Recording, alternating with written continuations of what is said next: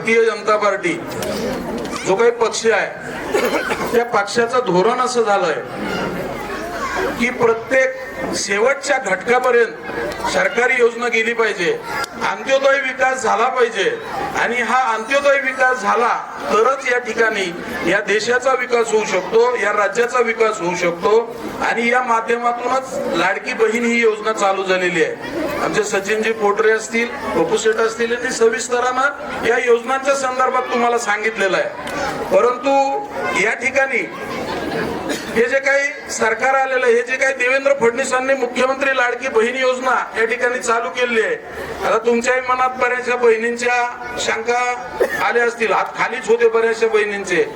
त्यांनी पण आश्वस्त केलंय की ही लाडकी बहीण योजना भारतीय जनता पार्टीचं सरकार असेपर्यंत कधीही बंद होणार नाही।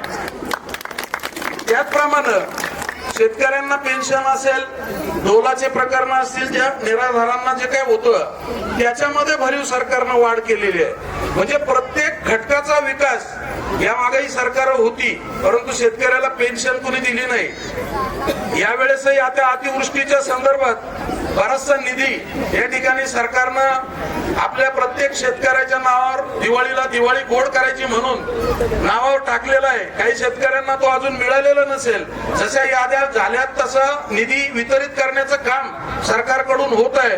आता थोड्या